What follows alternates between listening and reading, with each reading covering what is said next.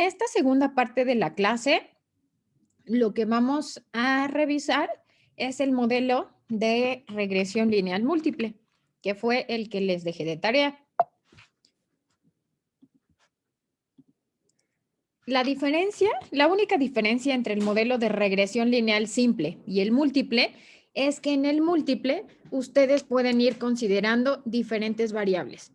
Estas variables pueden ser cuantitativas, las variables independientes, cuantitativas, pueden ser dicotómicas, pueden tener más de 2 categorías y esto lo que va a generar es que yo pueda tener un modelo con mayor precisión, con mayores R cuadradas. Si yo quisiera predecir tasa de filtrado glomerular, pues ya vimos que proteína solo explica 1.7%. Entonces, la manera en que yo tengo de aumentar esa capacidad de predicción es considerando diferentes tipos de variables. Ajá. Entonces, esa es la única diferencia con modelo de regresión lineal, el que yo puedo considerar otras variables. La fórmula sigue siendo igualita. Tenemos igual. Y es igual a la constante de regresión, intersección, beta 0. Y ahora lo que yo voy a hacer en esta fórmula es sumar los diferentes tipos de beta. Los betas para cada una de las variables. Entonces, en el ejemplo de la tarea, tenemos la constante. Tenemos un beta para tabaquismo, tenemos un beta para ingesta de alcohol, tenemos un beta para edad materna, para consumo de anticonceptivos hormonales orales, para retraso en la concepción, el número de gestas. Entonces, solo se van sumando los diferentes betas, pero la base de la ecuación es la mismita que habíamos revisado en la clase anterior para regresión lineal simple. Ajá. Ahora, toda esta parte es igualita. Vamos a tener, si metemos diferentes tipos de variables como variables independientes, vamos a tener ahora una R cuadrada más alta, pero vamos a tener un valor de ANOVA para el modelo. Entonces, si aquí yo considero 5 variables independientes, voy a tener por ANOVA la significancia global de mi modelo. Ahora, en este ejemplo, lo que se quiere predecir es colesterol a partir de edad, se agregó dieta, presión sistólica, género y peso. Entonces, ¿cuál sería, de acuerdo al beta, la variable que está impactando más en el desenlace, que es colesterol? El género. Género, ¿ok? Seguido por dieta. La presión sistólica. Dieta. No, sí, dieta. Primero dieta. Género, que es de 4. Dieta, que es de 3.9. ¿Qué pasa con la edad? ¿Cómo interpretamos este beta? Es súper pequeño lo que cambia por la edad. Ajá, ok. Aquí tendríamos que recorrer, esto es el número en exponente, entonces solo tendríamos que recorrer nuestro punto decimal, 2 números a la izquierda. Entonces, esta variable pues tiene un impacto muy pequeñito. Ahora, vean cómo las diferentes variables que ustedes están analizando, tanto edad como dieta, presión, género, están medidas en diferentes escalas. Edad en años, tenemos dieta en gramos de grasa al día, milímetros de mercurio y aquí peso en libras. Entonces, lo que hace, hasta aquí habíamos revisado el coeficiente no estandarizado, que es el beta que se pone en la fórmula. Pero ahora nos aparece otro beta. Este beta ahora dice coeficiente estandarizado. ¿Alguien leyó sobre el coeficiente estandarizado? La diferencia entre este beta y este. No, la verdad nunca había escuchado De este beta. No. Este beta solo nos va a decir cuál de las variables es la que más está aportando al modelo. Pueden encontrarlo positivo o negativo, no importa, lo que importa es el número absoluto. Y me va a decir de estas variables cuál es la que más aporta al modelo. Si lo analizamos, ya me habían dicho que analizando solo el beta, pareciera que género y dieta son las variables que más están aportando. Entonces, el coeficiente estandarizado lo único que nos dice es cuál es la variable que más está aportando a este modelo. ¿Cuáles son las dos variables que más aportan al modelo?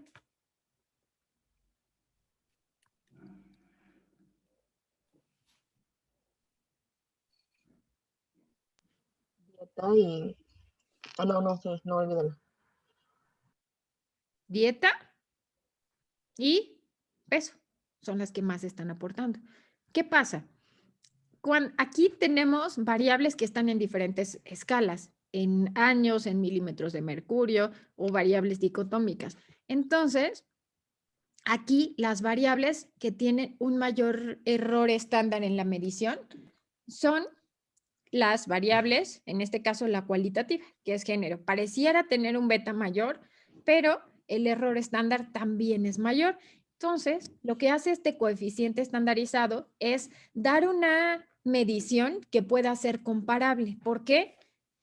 Esto puede ya ser comparable porque se toma en cuenta el tipo de variable, el error de cada tipo de variable, pero en resumen, lo que este beta estandarizado nos quiere decir es qué tanto aporta cada una de las variables al modelo. ¿Cuál es la que más aporta? Entonces, la que más aporta es dieta seguida de peso. Esa es la diferencia que ustedes van a encontrar.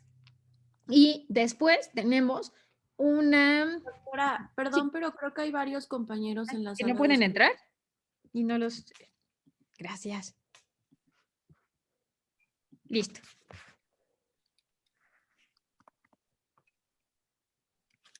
Gracias. Ya los acepté. Ajá. Entonces, este coeficiente estandarizado nos dice qué tanto aporta cada variable al modelo. ¿Cuál es la variable que más aporta? Nada más. Y lo que hace es ponderar los diferentes tipos de unidades de medición y hace que puedan ser unidades comparables. Eso es lo que hace el beta estandarizado. Ahora, cada variable por separado, si bien en ANOVA podíamos observar que este modelo era significativo, en esta parte del modelo, cada una de las variables puede o no ser significativa. Entonces, es significativa peso, es significativa dieta y no son significativas el resto de las variables. Entonces, edad no es significativa, tampoco presión sistólica ni género. Las únicas dos significativas son peso y dieta, nada más. Hasta aquí, ¿cómo podríamos interpretar este modelo? ¿Cómo podríamos hacer la interpretación? Por ejemplo, género.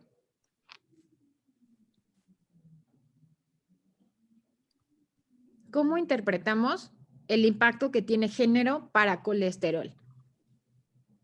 ¿Qué necesitarían que yo les diera de información para que esto pudiéramos saberlo?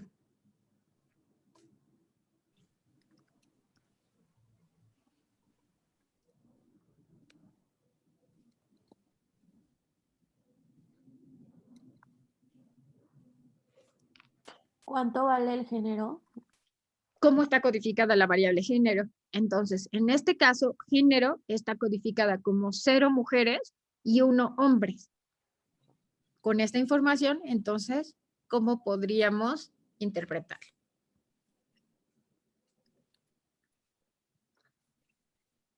Pero doctora, en ese caso se usaría el coeficiente estandarizado o la beta sola.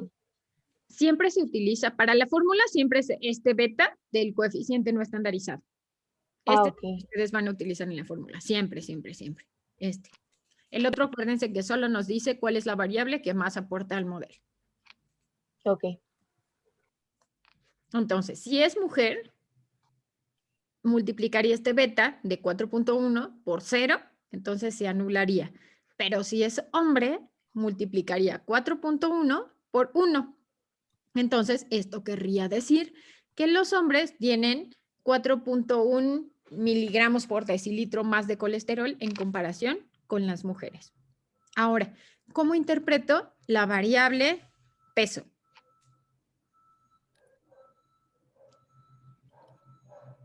Aquí está peso en libras.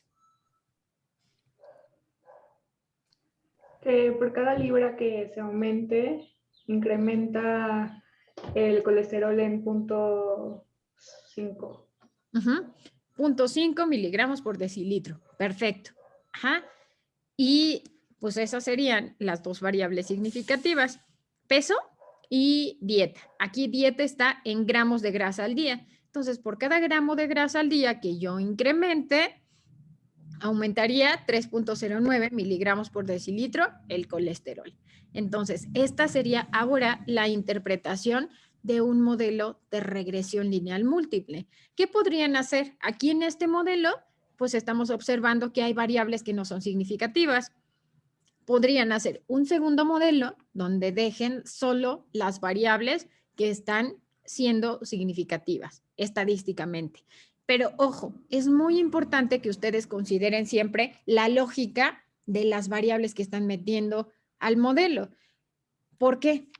¿Qué opinarían si yo quisiera predecir colesterol a partir de colesterol HDL? ¿Sería lógico? ¿Sería útil? ¿Tendría sentido?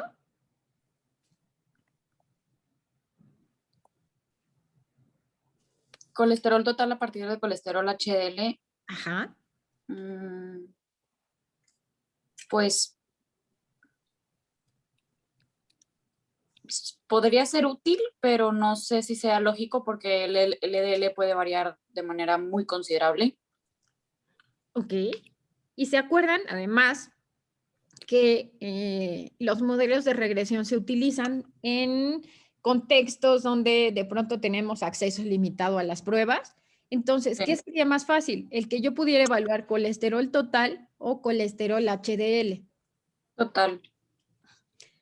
Por supuesto. Entonces, ese ejemplo, pues no tendría utilidad en la clínica. Además que el colesterol HDL, pues es parte al final del colesterol total. Entonces, esto es importante que ustedes lo consideren siempre cuando hagan un modelo de regresión, que consideren aquellas variables que de verdad, por clínica, por fisiopatología, pues haya un sentido entre esas variables que ustedes están metiendo al modelo.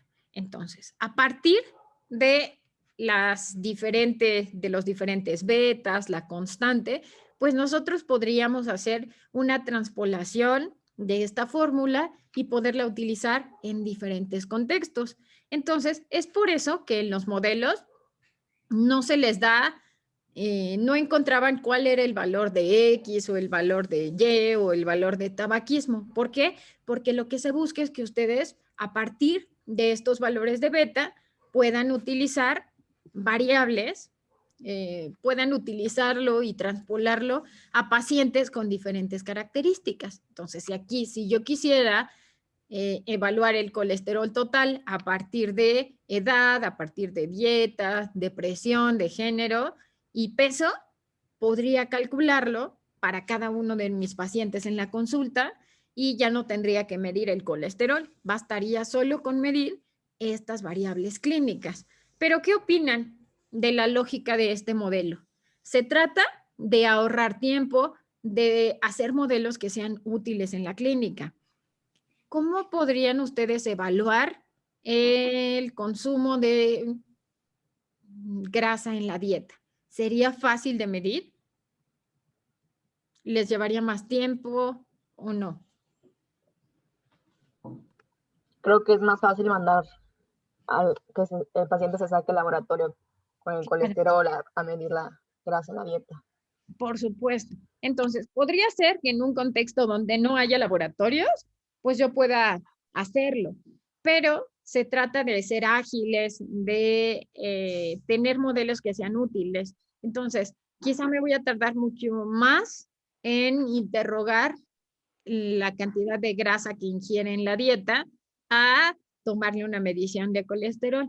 Entonces, esto siempre ténganlo en cuenta, pero esto resulta muy sencillo y muy útil cuando, por ejemplo, quiero evaluar consumo máximo de oxígeno y no tengo manera de tener un acceso a una prueba de esfuerzo. Entonces, ahí sí podría utilizar una caminata de 6 minutos, evaluar la distancia que un sujeto recorrió, la frecuencia cardíaca que alcanzó y a lo mejor peso, la edad.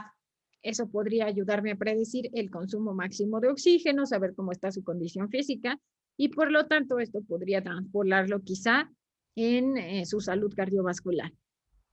Entonces, estos modelos tienen que ser clínicos, tienen que partir de la clínica, deben dar una utilidad al lector, a ustedes como clínicos y facilitar el proceso. Entonces, en esos casos es que ustedes podrían hacer un modelo de regresión. Ahora vean este ejemplo. Otra vez quiero predecir colesterol. Esto es con una base de datos real. Vean la R cuadrada. 77%. Es un buen modelo, ¿no? Pero vean cómo yo quiero predecir colesterol a partir de MED semana tiempo libre, HDL, presión sistólica, LDL, calorías, glucosa, sexo, triglicéridos, índice de masa corporal y edad. ¿Qué opinan de la lógica de mi modelo? ¿Esto me sería útil o no me sería útil? Que no tiene sentido. No, o sea, si ya tenemos HDL y LDL, ¿para qué necesitamos predecir el colesterol? Por supuesto, si tengo ya esos diferenciales, ¿qué sentido tiene?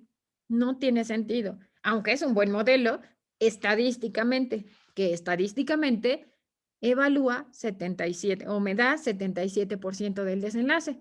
Entonces, no siempre un modelo que estadísticamente parece ser bueno significa que clínicamente lo va a hacer. Entonces, ¿cuánto tiempo me voy a tardar en evaluar las calorías que consume un sujeto? ¿Y cuánto tiempo me voy a tardar en calcular a partir de su actividad física los METs que tiene de actividad física? Y bueno, pues si aquí también le estoy pidiendo colesterol, HDL, LDL y glucosa, pues aquí sería mucho más sencillo medir colesterol.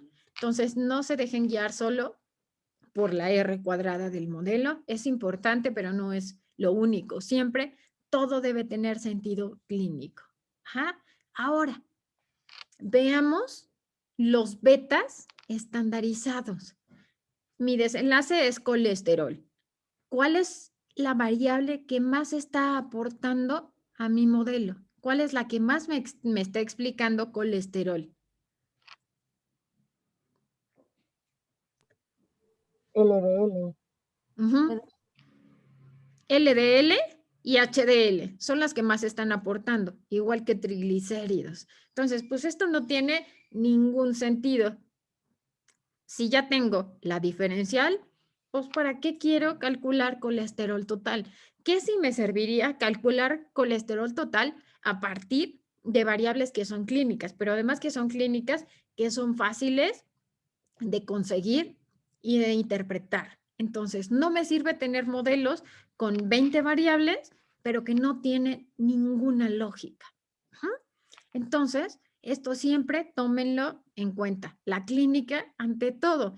Y ahora, ¿recuerdan en el ejemplo anterior cómo estaban los puntos de dispersión para proteínas y tasa de filtrado glomerular? Estaban súper dispersos, no se veía un patrón en específico, pero aquí, ¿qué observan sobre los puntos de dispersión?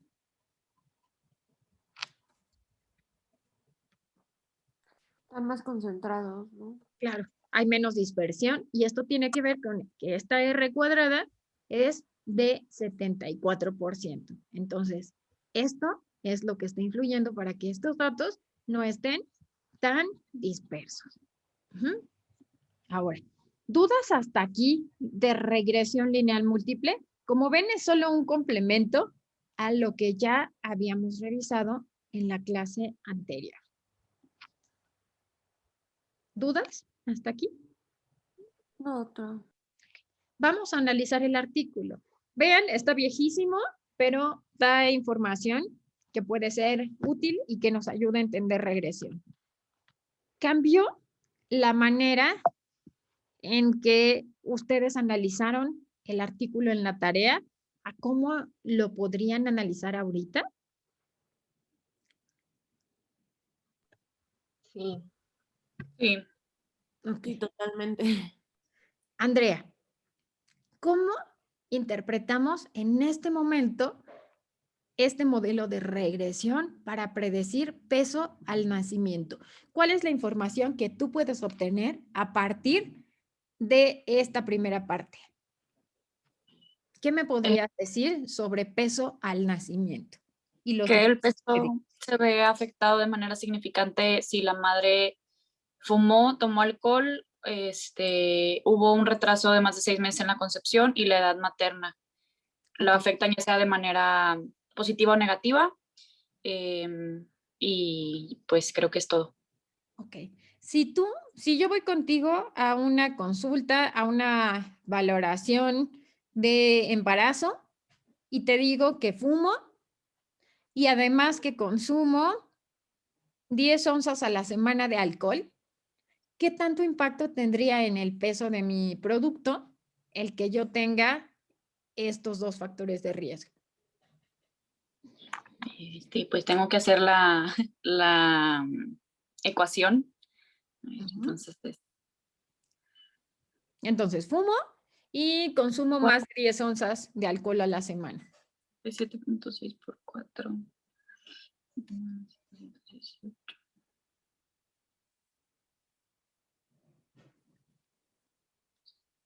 Aproximadamente 3.023 gramos total. ¿Y por solo estas dos variables, alcohol y tabaco? ¿Cómo? O sea, ese sería ya el peso, la Y sin, o sea, los 3.391 menos los 218 por 1, porque sí fuma, y los 37.6 por 4 porque tiene más de 10 onzas de alcohol a la semana. Ok, entonces, si yo fumo más de 4 onzas a la semana, el producto tendrá un peso menor a 150. Ajá. Sí, Más correcto. el peso del tabaquismo, que en este caso si fumo, pues ya sería un producto que tendría 150 gramos menos por el alcohol, pero además por el 200. tabaquismo. Sí, me sale en 3.024 el producto. O sea, predecir a un producto de 3 kilos. Ok, bien, Andrea, gracias. Ahora, pasamos a talla al nacimiento. ¿Cuál de estas variables ahora pareciera impactar más en talla al nacimiento?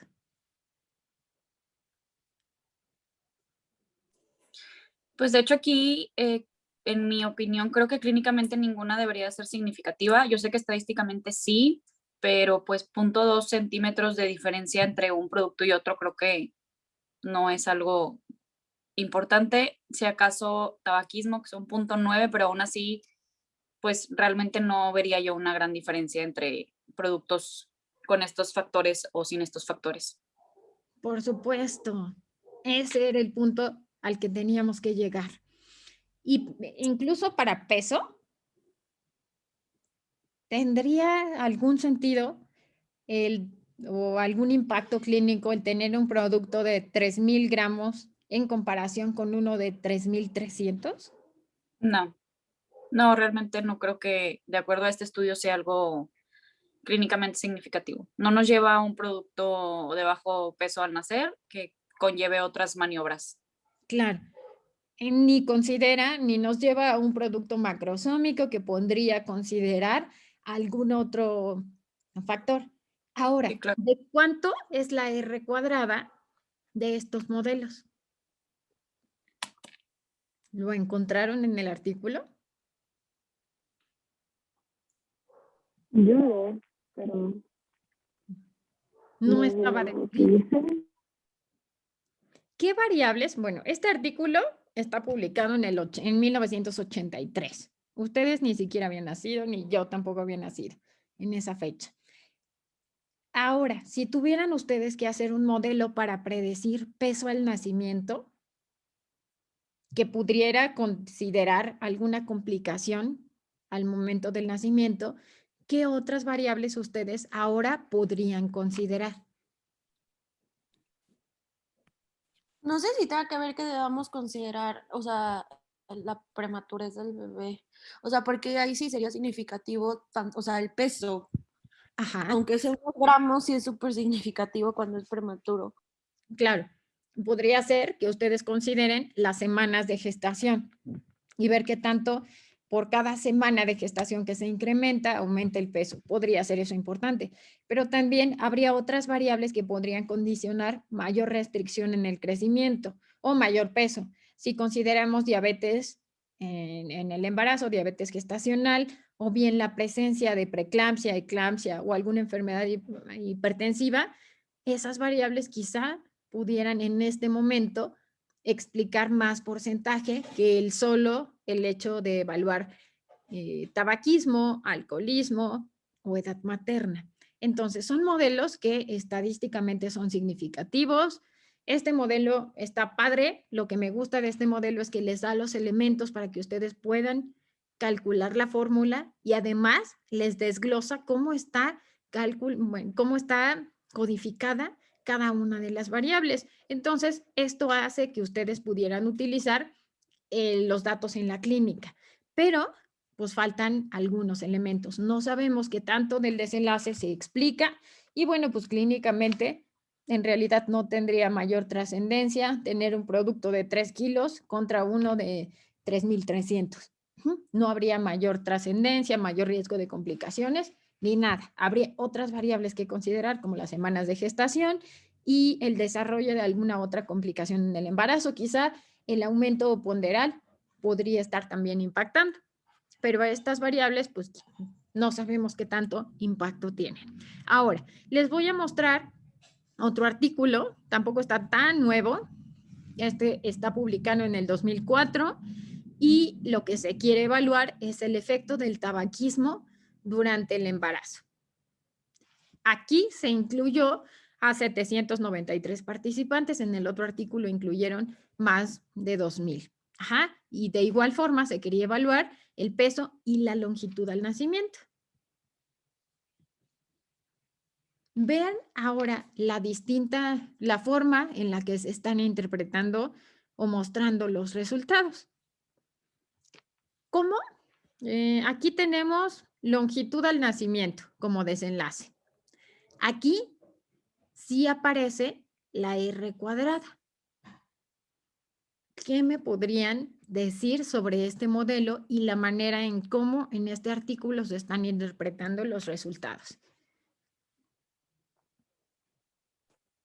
Pues que solamente el 27% de los casos se relacionan con la variable estudiada, que es algo bajo, y por lo tanto la correlación también no sería buena.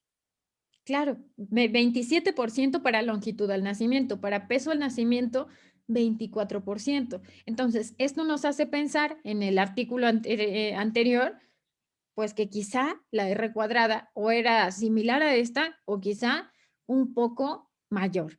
Ahora, vean aquí cómo está codificada. Quieren predecir longitud al nacimiento y tenemos la variable de bajo peso del recién nacido.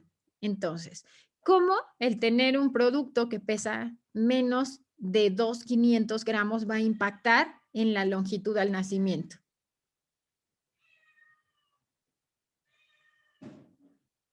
Negativamente.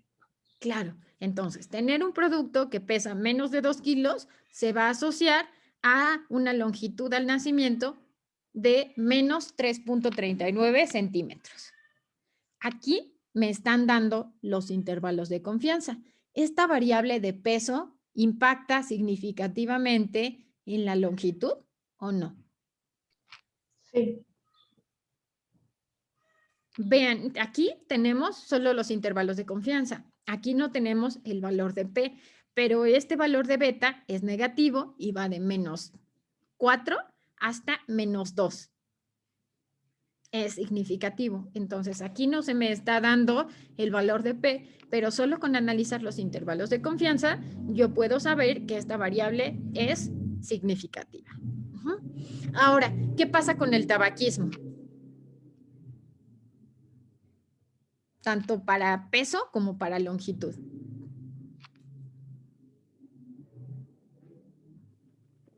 Negativamente. Si yo fumo en el embarazo, ¿cuánto va a medir menos mi bebé?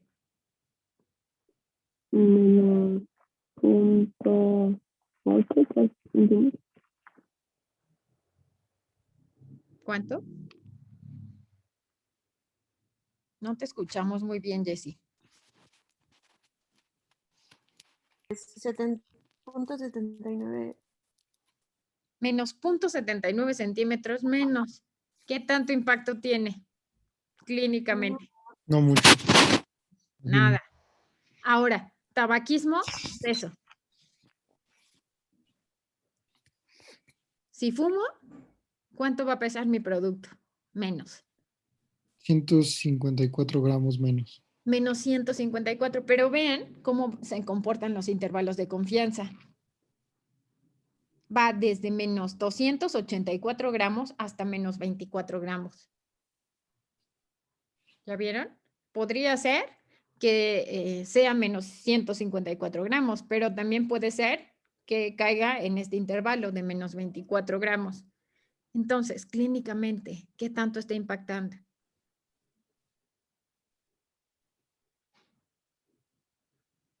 No tanto, ¿no?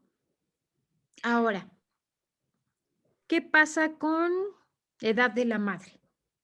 Doctora, es que yo tengo una duda. Sí, Gerardo, adelante. O sea, en el ejemplo que acabamos de ver, o sea, sí puede ser que impacte menos 24 gramos, pero también puede ser que impacte menos 284 gramos, ¿no? Claro, ajá, O sea, yo pensaría que sí tiene relevancia clínica. ok. Nada más que aquí los intervalos están muy variables. Sí, claro. Ujú. Entonces, podría ser que sean menos 284, pero también podría ser que sean solo menos 24 gramos. Entonces, a este modelo, ¿qué le faltaría? Considerar otras variables que puedan estar impactando. Si además de fumar, también ya vimos que si tomo y por la cantidad de alcohol que tome, las onzas a la semana, pues esto va a incrementar el riesgo de tener un producto de bajo peso del nacimiento. Pero si además no subí más que 5 kilos en el embarazo y además tuve preeclampsia y además tuve diabetes gestacional, pues seguramente son condiciones que además del tabaquismo van a estar impactando. Entonces, aquí de estos modelos es de donde surge esta recomendación que viene o que se hace siempre de evitar el tabaquismo durante el embarazo. ¿Por qué? Porque ya vimos que condiciona menor peso al nacimiento. Y bueno, quizá va a haber complicaciones en la salud del niño y no solo tienen que ver con el peso. Entonces, a lo mejor no tiene tanta trascendencia para evitar alguna complicación por el peso del producto, pero sí quizá alguna complicación en cuanto a la salud. Entonces, pero vean cómo estas variables pues solo me explican el 24%. Ahora, ¿cómo interpretamos esta variable del número de gestaciones? Y díganme si es significativa o no es significativa. No, no es No, no estadísticamente es. significativo, ¿Por qué no? porque cruza el cero. Ajá, ok. Entonces, el beta es de 0.09. Pareciera es positivo, pero cuando analizamos los intervalos de confianza, estos son negativos y son negativos y positivos. Entonces, atraviesa el cero, es una variable que no es significativa. No es significativa ni para longitud del nacimiento ni para peso. Ujú. Ahora, ¿cómo se comporta el peso de la madre antes de la gestación? ¿Esta es significativa o no? Sí es significativo. Bueno, estadísticamente sí es significativo. ¿Y qué tanto? Ahora, clínicamente, ¿qué tanto impacta? Muy poquito. Ujú, poquitito. Ajá. Y para peso impacta más.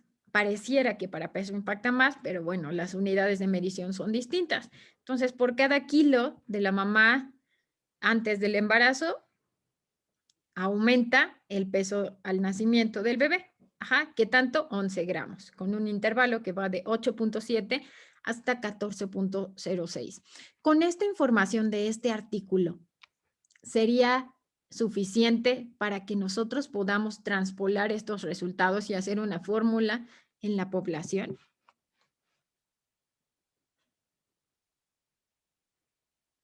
¿O qué nos faltaría? Pues sí la podríamos hacer, pero solamente estamos aproximándonos el 27% a la longitud y el 24% al peso. Entonces, o sea, los resultados podrían variar demasiado. Claro, la cantidad de residuos va a ser enorme, pero tenemos el valor de Nos la hace falta beta, ¿no? beta. El beta lo tenemos. Nos Ese sería falta, sería beta cero, ¿no, constante, doctora? ¿no? nos falta beta cero, la constante o la intersección. No tendríamos manera de, bueno, de hacer una fórmula porque no nos están dando la constante. Ujú. ¿Cuál de los dos artículos para ustedes es más explícito? ¿Cuál les da más información? ¿Con cuál se quedarían? Si ustedes tuvieran que elaborar un modelo de regresión para predecir o longitud del nacimiento o peso, ¿cuál utilizarían? ¿Lo El harían como primero, el artículo 1 o como este? el que fue de tarea. Ok. Y al de tarea, ¿qué le agregarían para complementar la información? Los intervalos, Podrían agregar los intervalos y además, el residuo, ok, o bueno, la R la ajustada. R cuadrada. Ujú. Entonces, no hay artículo perfecto, pero lo que sí pueden hacer ustedes es que a partir de los artículos que han leído y han revisado, ustedes pueden crear una mejor manera, una manera más explícita de poder mostrar los resultados. Ujú. ¿Dudas hasta aquí?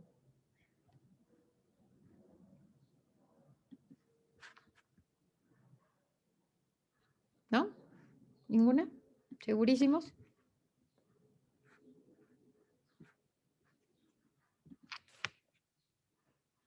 ¿No? Ok.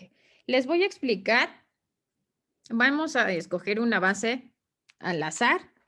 Vamos nada más a que ustedes vean los pasos en SPSS, porque su tarea va a ser que a partir de la base que les voy a mandar, ustedes van a crear un modelo para predecir grasa corporal. Ya habíamos visto en el ejercicio anterior que una de las variables que puede predecir grasa corporal es el índice de masa corporal. Ahora, en esta base tenemos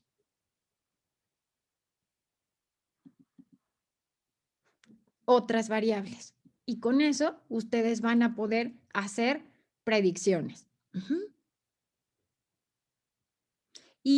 E incluso a partir de esta base, ustedes podrían generar una fórmula para que la podamos utilizar en alguna unidad rural, en el primer nivel de atención. Entonces, van a hacer un modelo a partir de las variables que están aquí para predecir grasa corporal. ¿Qué variables van a incluir? Las que ustedes consideren que son clínicamente importantes. Van a construir un modelo en el que obtengan la mayor cantidad de R cuadrada. Entonces, tenemos, vean, son bien poquitas variables. Está solo edad, está edad en años, está índice de masa corporal, porcentaje de grasa corporal, aquí se midió con DEXA, se tiene circunferencia abdominal y sexo. Aquí está codificada de diferentes maneras. Pueden utilizar cualquiera de las dos y ver qué impacto tiene si utilizan una o la otra. Entonces, en SPSS, lo primero que tendrían que hacer, si yo quiero evaluar porcentaje de grasa corporal y circunferencia abdominal, ¿cuál sería mi primer paso? ¿Qué sería lo primero que tendría que calcular para ver si esta variable me puede ayudar a predecir porcentaje de grasa corporal? ¿Cuál se les ocurre que sea el primer paso? Pues primero hay que hacer una correlación, ¿no? A ver si Exacto, Luz. se relacionan. Perfecto. Entonces vamos a hacer como primer paso, aquí lo voy a hacer solo rápido para que ustedes, para no quitarles como el ejercicio. Entonces, lo primero que yo voy a hacer es evaluar una correlación entre porcentaje de grasa y circunferencia abdominal. La correlación es de 0.5 entre estas dos variables. ¿Es moderada, es buena, es mala? Moderada buena, porque Ok. es punto 50. Es 0.51. Entonces, esta variable es significativa, son dos variables que están correlacionadas. ¿Ok? Entonces, la puedo utilizar para predecir grasa corporal a partir de circunferencia abdominal. Segundo paso, entonces me voy a analizar, hago mi modelo de regresión. El que me toca es regresión lineal. En dependiente va mi variable de interés, que es porcentaje de grasa corporal. Aquí en independientes ustedes van a meter las que consideren necesarias. Ajá. Pueden ir haciendo diferentes combinaciones de su modelo. En este caso, pues yo voy a hacer solo una regresión lineal simple, pero ustedes tendrían que ir probando cómo se comportan las diferentes variables. Ahora, yo voy a necesitar nada más en opciones, en estadísticos, aquí yo necesito mi R cuadrada. Y necesito también que me dé mi intervalo de confianza. Entonces vamos a ver cómo nos sale este modelo. Me da una R cuadrada, esta variable de 26%. De acuerdo al resultado de ANOVA, es un modelo significativo. ¿Y qué tanto impacta circunferencia abdominal? ¿Cómo lo interpreto?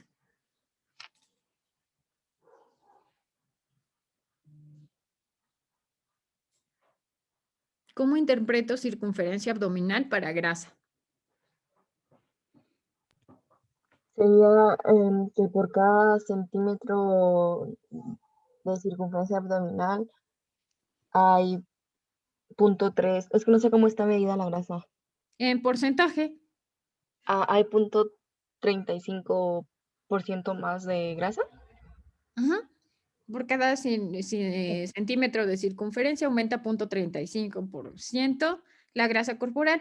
Y bueno, aquí ustedes podrían sustituirlo.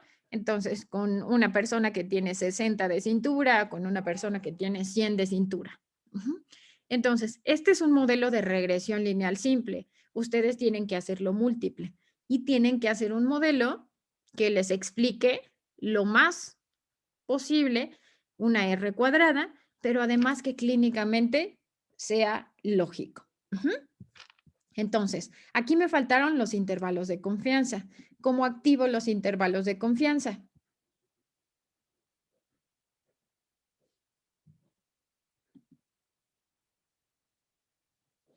Aquí están intervalos de confianza en la opción de estadísticos. Entonces, ahí le dan clic en intervalos de confianza, en ajuste del modelo para que les dé la R cuadrada y ya. Ahora tendrían ustedes aquí los intervalos de confianza. Entonces, tarea. Van a hacer su modelo de regresión lineal múltiple y me van a explicar cada uno de los componentes que ustedes están observando. Y me van a hacer la fórmula. ¿Cuál sería su fórmula para que yo, a partir de esos resultados o de esas variables, pudiera transpolarlo en la clínica? ¿Dudas hasta aquí de la tarea? Sí, uno, lo podría repetir porque no lo alcancé a anotar. Dos, tenemos que hacerlo en SPSS. Es que yo no lo puedo instalar en mi computadora porque es del trabajo. Lo pueden utilizar R, Stata, no importa, el que Que quieran. no puedo instalar nada en la computadora del trabajo porque yo no soy la administradora. Ajá, ok. O sea, literalmente WhatsApp ni Spotify ni nada. Nada, nada, nada. ¿No hay algo en línea que puedo utilizar? Yo creo que lo más fácil para ti sería R. El que Lo puedes- intento. Ajá. Yo creo que R para ti sería lo más sencillo. Ese está gratis, está libre y no tendrías mayor problema. Ujú. Inténtalo con R. Pero es que se tiene que descargar e instalar en la computadora. Mm, sí. ¿Quién lo tiene, Francisco? O igual creo que la NAVAC nos da SPSS, pero no lo tienes que descargar, o sea, lo usas desde la biblioteca digital. No, ¿Puedo La utilizar verdad, el servicio en la nube? ¿cómo? No lo escuché, perdón. que sí lo Perdón, puede utilizar ¿puede de la utilizar? nube. Creo que sí, Jessica lo sabe usar mejor. Yo no sé si Jessica tenga más información que nos quiera compartir. O sea, sí puedes, pero necesitan ellos mandarte el permiso. Y tienes que descargar, Ujú. sí tienes que descargar algo de como un desktop. O sea, sí necesitas descargar una aplicación. Ok. Entonces, creo que no va a ser la opción para ti, Andrea. Entonces, ¿qué te parece si para no meterte como en líos en el trabajo, lo que tú vas a hacer es traer un artículo de regresión lineal, nos lo vas a presentar en unas 2, 3 diapositivas y nos vas a explicar? ¿Te parece? Perfecto. Ujú. Y los Dos, demás, en el programa que quieran, van a hacer un modelo de regresión para predecir grasa.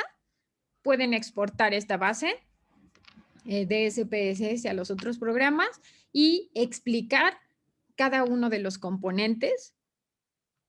Entonces, ¿qué significa primero esta parte de R cuadrada? Después, ¿qué significa esta parte de ANOVA? ¿Qué significa los betas? ¿Cómo los interpreto? ¿Cuál es la fórmula? Y finalmente, me van a decir, a partir de los coeficientes estandarizados, cuál es la variable que más está aportando a su modelo. Ujú. ¿Sale? Doctora, Sí. Doctora, cuando usted guarda esta base, ¿tiene la posibilidad de guardarla también en CSV? O sea, cuando Eh, usted la va a enviar. Creo que sí. Y si no, lo puedo hacer a partir de Excel para que la puedan abrir ustedes. Gracias. Es que luego bueno, ahí en internet hay páginas muy piratas que hacen esa conversión, pero son puro virus. Ok. Gracias. Pues se los paso, se las guardo en diferentes formatos para que las puedan abrir. ¿Sale? En Entonces Excel vamos está a... excelente. Ok. doctora, yo tengo una pregunta. Sí, Jess. Aquí, como la constante salió negativa, ¿afecta algo en la fórmula? No, aquí únicamente lo que tienes que considerar es que al resultado, cuando tú sustituyes aquí, por ejemplo, si sustituimos circunferencia abdominal de 0.35 en un sujeto que tiene 100 de cintura, entonces multiplica 100 por este 0.35 y nada más lo que va a hacer es restarle este valor de la constante, pero no tiene algún otro impacto, el que sea positivo o negativo. Nada Ok, que en la perfecto. fórmula, por supuesto que aquí ustedes tendrían que hacerlo, bueno, más bien restarlo nada más. Ujú. Entonces, esto es lo que vamos a revisar la siguiente semana en la primera parte de la clase. Y después vamos para ya pasar al tema, los temas de revisiones. A partir de regresión lineal y de este beta, nosotros lo podemos transformar en ORs para tener desenlaces dicotómicos. Entonces, la siguiente semana continuaremos la primera parte revisando estos modelos de regresión lineal simple y en la segunda parte vamos a pasar a regresión logística. Ujú. Si quedó claro esta parte de regresión lineal, no van a tener ningún problema con regresión logística. ¿Vale? Ok, doctora. Perfecto. Gracias. Pues cuídense mucho, buen fin de semana a todos y nos vemos la siguiente semana. Nos vemos el próximo fin. Gracias, Gracias. doctora. Gracias, Bye. doctora. Muchas gracias, Gracias. doctora. Bonito fin. Buen fin, bye.